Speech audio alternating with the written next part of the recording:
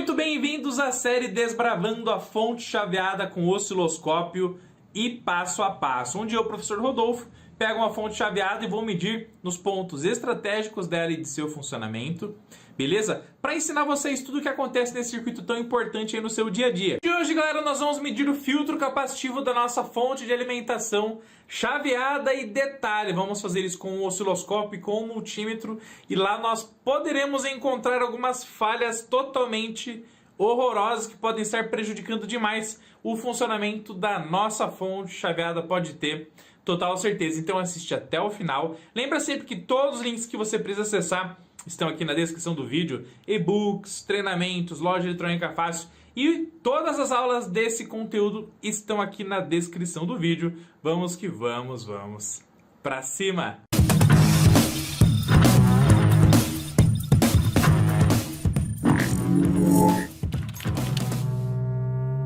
Minha amada família eletrônica fácil, esse aqui é o nosso capacitor de filtro, é o cara responsável por estabilizar toda essa tensão de saída do retificador de onda completa da malha primária do nosso circuito de fonte de alimentação chaveada, tá?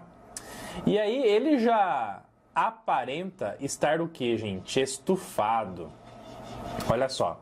Então, se você analisar aqui nas placas superiores dele, você já vai ver que esse capacitor aqui ele está inchado, que ele está estufado. Então, isso aqui já indica que esse cara realmente pode ser o grande danadinho que esteja fazendo toda a nossa fonte passar por esses sinais totalmente horrorosos que eu acabei de mostrar para vocês na tela do nosso osciloscópio, tá? Mas é aquele negócio, tudo isso aqui é suspeita. Então, vamos medir, nesse caso, a capacitância desse capacitor com o nosso multímetro de bancada da Rigol. Meus queridos, é muito importante que quando você vai trabalhar com capacitores eletrolíticos, dispositivos que vão armazenar energia, que você descarregue-os usando uma lâmpada incandescente ou um resistor de descarga, tá? Para que você então não pegue a tensão que possa estar sobre esses dispositivos e venha alocar no seu dispositivo de medição, multímetro, capacímetro, tá? Então o que eu fiz aqui, ó? Eu tenho uma lâmpada, que eu posso usar ela como lâmpada em série e também uso ela como lâmpada de descarga de capacitores de link DC, né, de filtro capacitivo, tá? Então eu pego uma ponta, toco no polo do capacitor, pego outro, toco no outro polo, então a lâmpada vai consumir toda essa energia para nós, descarregando todos os capacitores a serem testados, beleza? Então vou pegar aqui, ó, ponta vermelha, vou colocar aqui na saída positiva, ponta preta aqui no negativo, ó. Muito bem. Então agora com o nosso capacitor tendo toda a sua carga indo para a lâmpada, já se descarregou de forma show de bola. Agora nós vamos usar o multímetro de bancada para medir a capacitância deste capacitor.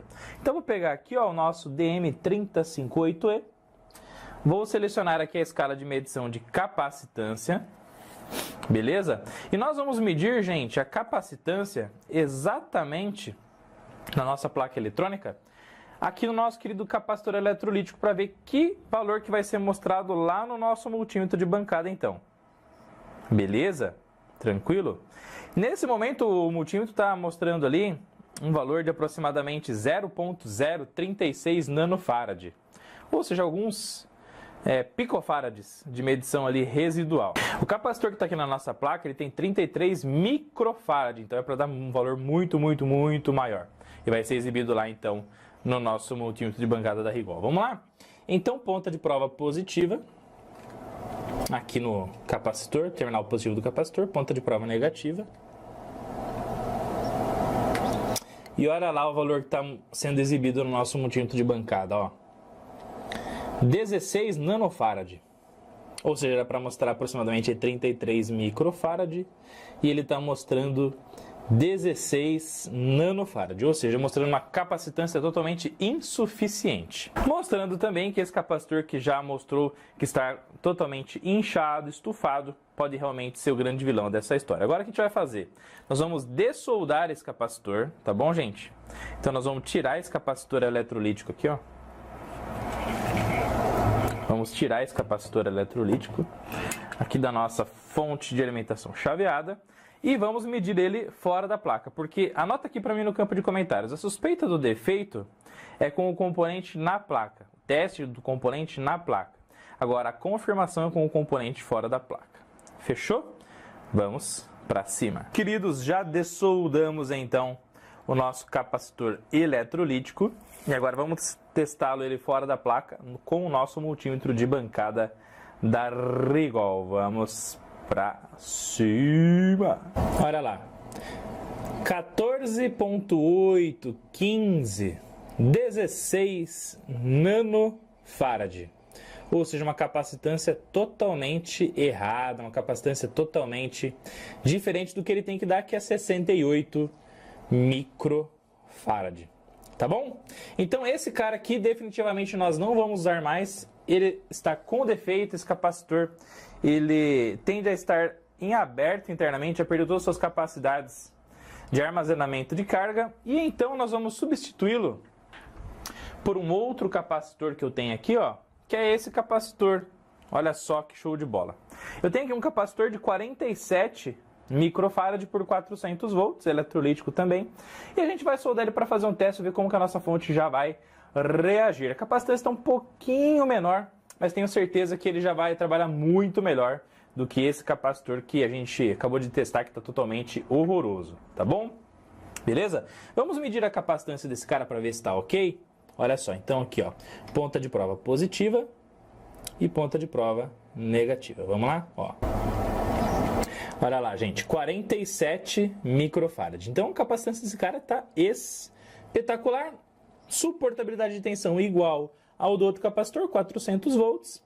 Então vamos soldar esse cara agora para ver as reações da nossa fonte com esse capacitor novinho em folha. Vamos para cima. Top de linha, meus queridos, capacitor eletrolítico do nosso querido filtro capacitivo substituído com sucesso. Agora vamos religar aqui a alimentação da nossa fonte chaveada e também a carga eletrônica aqui na saída para que ela possa então consumir do valor mínimo de 100 mA até 2 A para ver como o nosso circuito vai se comportar com o nosso capacitor substituído com sucesso. Fechou? Para cima analisar como é que o nosso circuito eletrônico da fonte chaveada vai se comportar com o capacitor de filtro sendo substituído com sucesso. Mas será que realmente vai funcionar da forma que a gente espera? Será que ele vai ser milagroso em termos de funcionamento? Aqueles ruídos vão continuar, vão desaparecer? Vamos lá, ó. Então vamos medir aqui novamente a tensão alternada. Beleza? Então já pluguei aqui na entrada de alimentação AC da nossa fonte para a gente avaliar como o consumo de corrente vai afetar a senoide dessa onda espetacular e tão importante para o nosso circuito. E olha só que interessantíssimo, rapaz do céu! Já temos uma senoide aqui muito mais maravilhosa, top de linha e sensacional. Mas vamos lá, ó. Corrente elétrica de consumo 0,1 ampere com a saída em 12 volts. Nós temos aqui uma senoide show de bola, top de linha e espetacular. Vamos adicionar aqui uma medição de tensão em RMS, ó. Então, measure, vertical. Aqui no vertical vamos medir tensão RMS. Muito bem. Vamos fechar. Tensão em RMS, olha só que lindo, gente. Temos uma tensão aqui de 127 volts, 128 volts. Perfeito. Uma tensão máxima de 179, que é bem próximo daquilo que a gente espera, né? 180 volts de pico, frequência 60 Hz, tensão mínima 180 negativo, máximo 180 positivo, mínimo 180 negativo, perfeitinho. E aqui um RMS de 128 volts. Lindo, maravilhoso, show de bola. Mas agora o bicho vai pegar, por quê? Porque nós vamos estressar aqui o consumo de corrente elétrica, aumentar bruscamente o consumo de corrente elétrica, tá? Vamos aumentar o consumo de corrente aqui então, ó, para 2 amperes, que é o valor máximo, e vamos ver o quanto isso vai afetar a nossa fonte chaveada. E uma coisa que já impressiona é o seguinte: não existe mais, pessoal, aquele ruído que estava presente na nossa fonte chaveada. Lembra que eu até tinha pegado o microfone aqui, igual eu vou fazer de novo, ó. Então eu peguei o microfone e coloquei aqui, né, ó, na fonte, ó. E tava com um barulho horripilante. E agora o barulho sumiu, ó. A fonte está em plena carga, 2 amperes, e todo aquele ruidaço acabou. Olha, acho que esse capacitor já está animando esse cara que está dando a aula sensacional para vocês, tá bom? Mas vamos lá. Bem, vamos analisar como é que está a nossa senoide, então, ó. E olha que fantástico, pessoal. O nosso DHO 914S da Rigol mostra que a senoide continua perfeitinha, linda e maravilhosa. Vamos até colocar aqui 50 volts por divisão. Olha lá. Muito bem.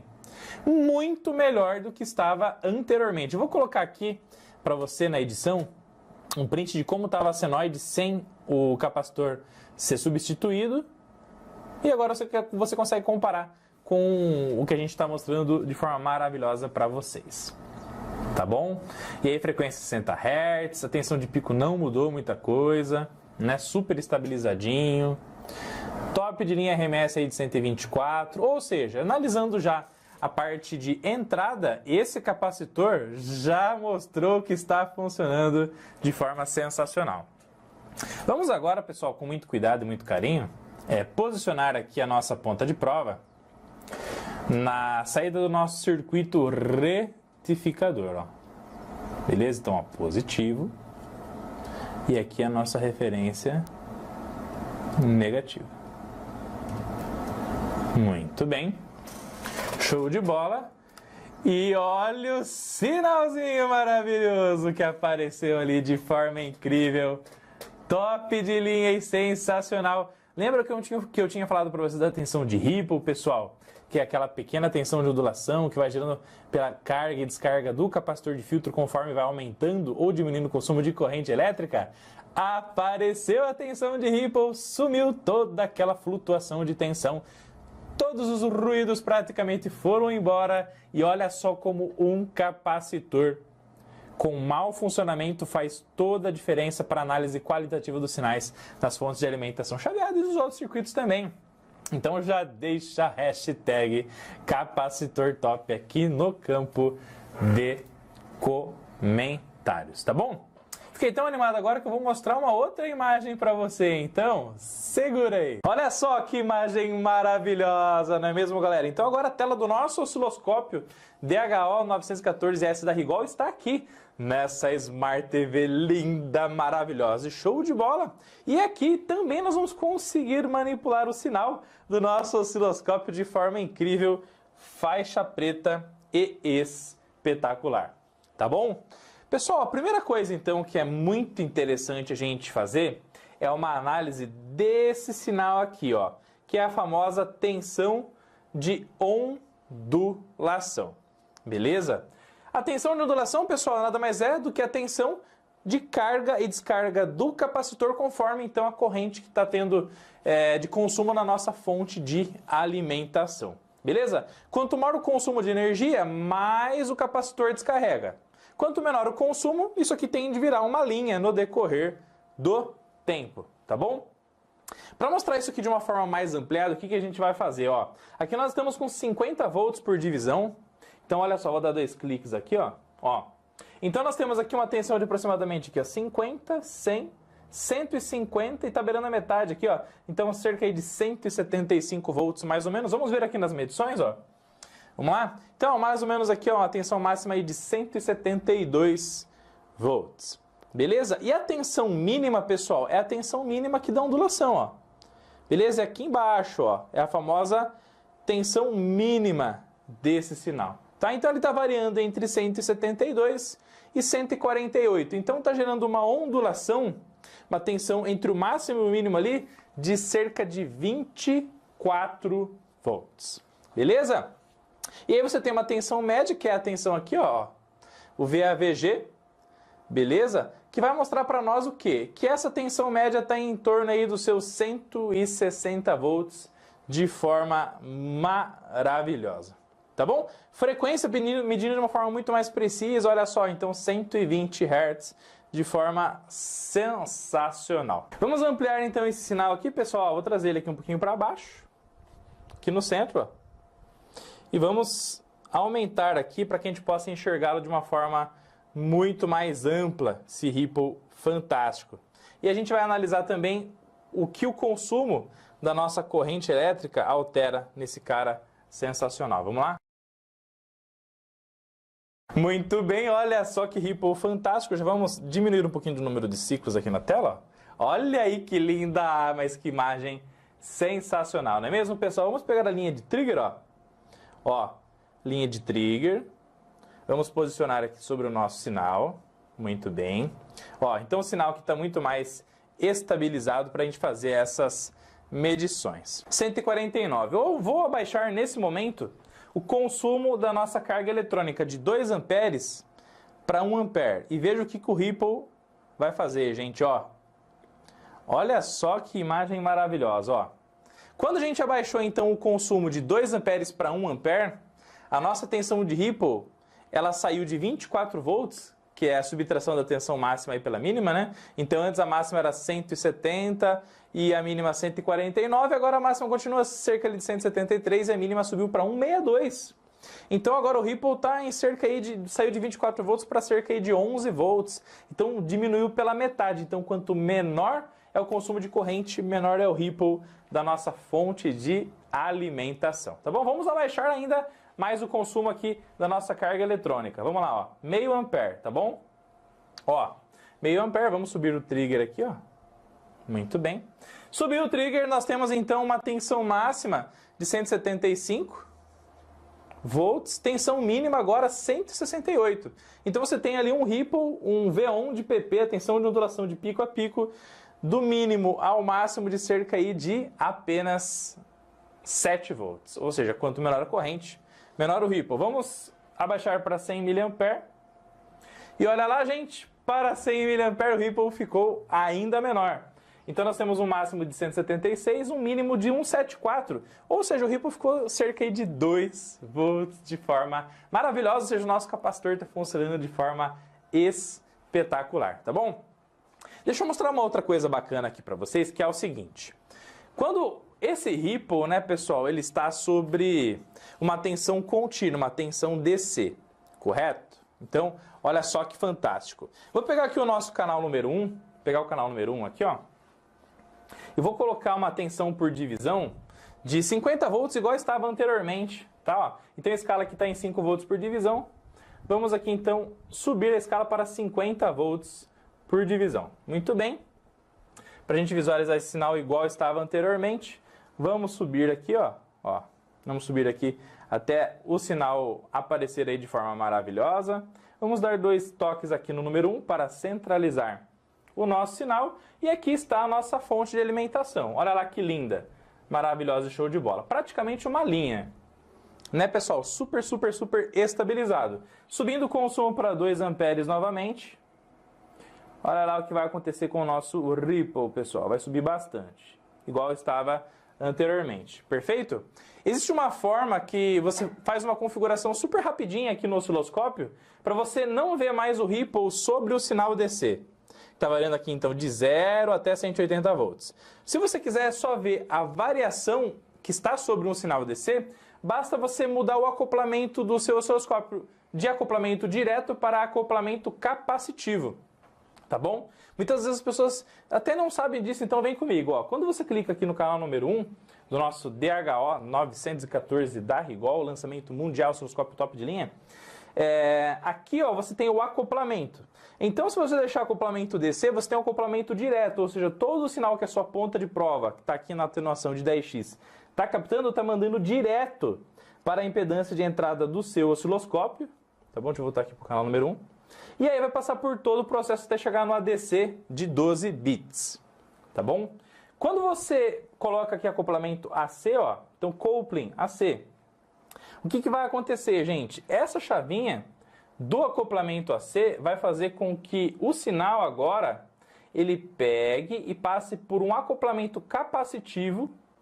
E esse acoplamento capacitivo, gente, vai fazer com que esse sinal, de forma fantástica, ele chegue aqui na impedância de entrada do nosso osciloscópio até chegar lá no nosso ADC, somente as variações sobre um offset, sobre um sinal contínuo. Então você não vai enxergar uma linha contínua a mais de sinal, você só vai ver as variações que estão nele, porque é assim que funciona um capacitor.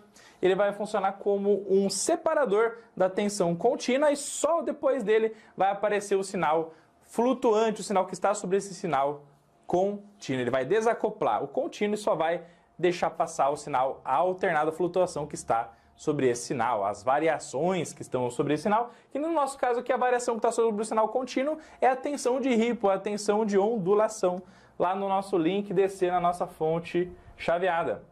Então aqui, ó, olha só, quando a gente faz essa análise, agora você só está vendo o que aqui? A tensão de Ripple, beleza? Então todas as medições que você está vendo aqui agora, não é mais o Ripple mais a tensão DC, não, está separadinho, só Ripple, tá? Beleza? Então eu vou diminuir o número, vou aumentar um pouquinho o número de ciclos aqui, ó. Olha lá que lindo, show de bola e espetacular. Nesse momento, pessoal, eu vou subir de novo a corrente aqui. Vamos lá, vou subir aqui. Aliás, a corrente já está em 2 amperes, então eu vou diminuir aqui a escala, ó. A escala de tensão. Vamos diminuir aqui a escala para 10 volts, ó. 5 volts. Muito bem. Olha só como o Ripple ficou muito mais bem desenhado, maravilhoso e show de bola. Inclusive, muitas pessoas perguntam assim, professor, para que serve fazer medição de pico a pico, tensão de pico a pico?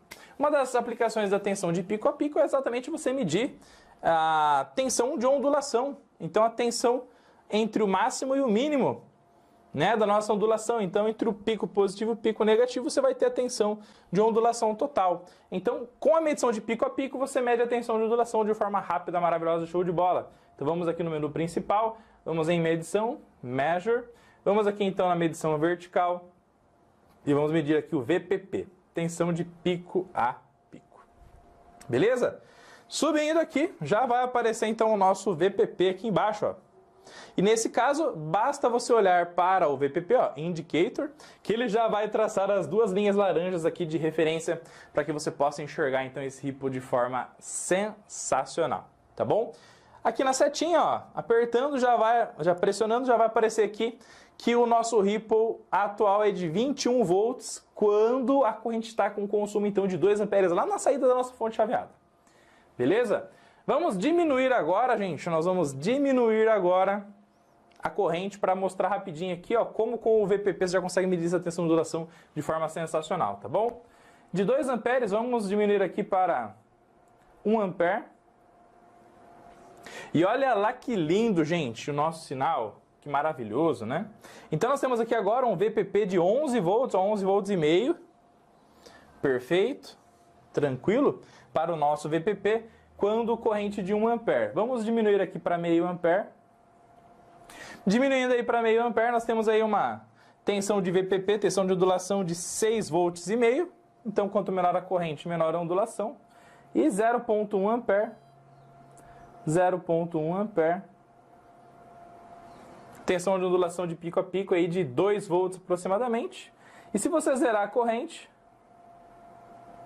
zerou a corrente, tensão de ondulação tendendo a 0, gente. Então, olha só que fantástico e olha o nível de importância que é ter um componente funcionando bem para que ele possa estabilizar a tensão em todos os periféricos. Então, dali para frente, a nossa fonte de alimentação chaveada funcionar de forma sensacional. Então, com isso a gente já conseguiu aprender que se você plugar o teu osciloscópio na sua fonte chaveada, lá no sinal alternado de entrada, já tiver cheio de ruídos, quanto maior o consumo, os ruídos aumentarem ainda mais. A sua fonte de alimentação, de forma audível, você começar a escutar ali um barulho muito brutal. E aí você mede o sinal alternado, tudo cheio de ruído. Quanto maior o consumo, maior o número de ruídos. Se você mede na saída retificada, o sinal está flutuando demais, sem qualquer tipo de perfil de tensão de ondulação, com filtro capacitivo, funcionando de forma show de bola e com uma tensão totalmente horrorosa também, fica ligado, testa então o seu capacitor do filtro capacitivo lá do link DC, porque ele vai ser o responsável por estabilizar a tensão total que vai para o transformador show, porque daí, por consequência, essa tensão do show vai ser controlada pelo MOSFET da sua fonte chaveada. que daí o MOSFET é controlado então pelo chaveador. Então um componente com má qualidade de funcionamento prejudica a qualidade de energia de toda a fonte, inclusive afetando a própria rede de alimentação da sua placa eletrônica. E todos os ruídos vão ser repassados para todo mundo que está plugado nos circuitos elétricos aí da sua casa. E aí também fica um alerta, né? Quando você usa fontes de alimentação chaveada de baixa qualidade, onde os capacitores eles possam não ter uma qualidade tão boa assim no decorrer do tempo, né, do seu desempenho, isso pode afetar a qualidade de energia de toda a instalação elétrica também. Beleza? Mas tudo isso a gente só consegue enxergar com o osciloscópio, pessoal, porque com o osciloscópio você consegue fazer uma análise qualitativa e quantitativa. Então você consegue analisar a qualidade do sinal e a quantidade. Com o multímetro, infelizmente, apenas a quantidade enxerga um valor e com o valor você tem que fazer uma interpretação. Por isso que o osciloscópio eleva o nível de jogo de toda a análise que você possa fazer numa placa eletrônica show de bola. Você já tinha parado para pensar nisso? Sensacional, né, galera? Comenta aqui embaixo, eu cheguei, para saber que você chegou até esse ponto desse vídeo show de bola. E também a continuação dessa playlist show de bola está aqui nas telas finais, em algum card aqui em cima, links na descrição do vídeo, todos os nossos treinamentos, e-books, loja eletrônica fácil e muito mais. Fechou? Like, inscrição no canal, tamo junto, te vejo no próximo vídeo e vamos pra cima! Tchau, tchau!